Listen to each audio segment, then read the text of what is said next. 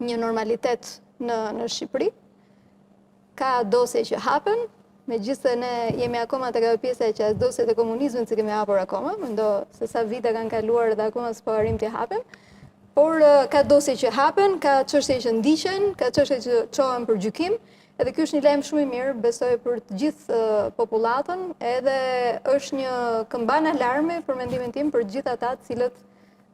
kanë vepruar në mënyrë të papërgjegjshme dhe të korruptuar, me një arrogancë korrupsioni, e cila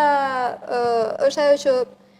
në një farë mënyrë mua më shqetëson. Përtej korrupsionit që patjetër është një plagë shumë e madhe e politikës shqiptare edhe e gjithë popullsisë, e gjithë ekonomisë tonë dhe gjendjes në cilën ndodhemi,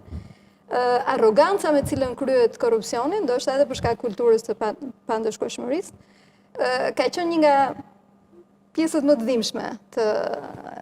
për sa i përket këtij diskutimi. Domethënë në një vend ku njerëzit nuk arrin dot të shtynë muajin edhe jetojnë në kufit e varfërisë, dhe ne që jemi në terren e dim që ky është një realitet jo pak i prekshëm në Shqipëri, të dëgjojmë biseda për një shishe vere 35.000 euro, apo biseda për 300 apartamente, apo biseda për qindra milion, 420 milion një tender, 300 milion një tender tjetër,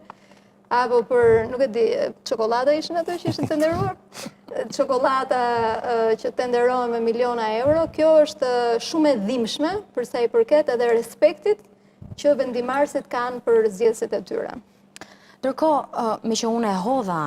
si pyetje, të marr një koment shkurt, pastaj do kem mundësi që të ndalem më tej. Një zhvillim tjetër ishte ditën e djeshme dhe trueza e rumbullakët e zotit Berisha.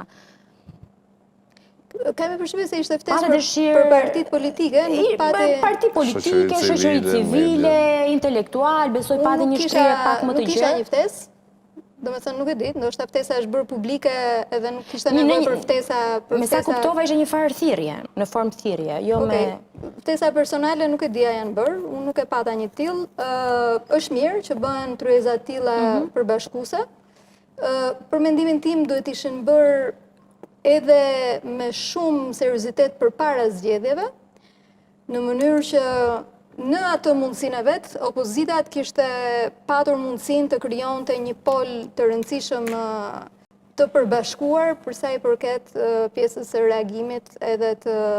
të vajtjes në zgjedhje në bashk. Unë e di që janë bërë përpjekje, janë bërë thirrje,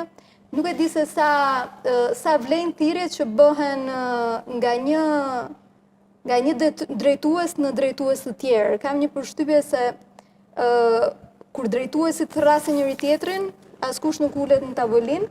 më duhet sikur këto thirrje duhet fillojnë të vinë edhe pak nga vetë grupe, forume intelektualësh apo njerëzish të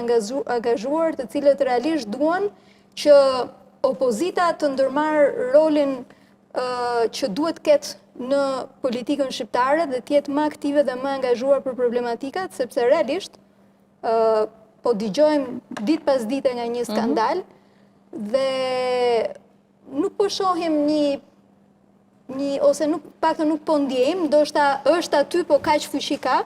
një reagim i cili realisht të krijojë një ortek. Ndoshta ka ardhur koha që reagimi të fillojë edhe nga grupime njerëzish të angazhuar, të cilët nuk janë lidera në grupime të ndryshme, por cilët arrin të mbledhin njerëz rreth e rrotull për diskutuar se si këtë gjendje që kemi në Shqipëri ta çojmë në një normalizim, sepse nuk po normalizohet asgjë. Mbetet për të parë se këtu ka her pas here probleme kjo çështja, kush është opozit, pse nuk bëhen bashkë, ku qëndron problemi, kush qëndron jashtë, kush përjashtohet, kush vetë përjashtohet nga ana tjetër, por thashë kjo marr një koment pastaj ndalemi në detaj.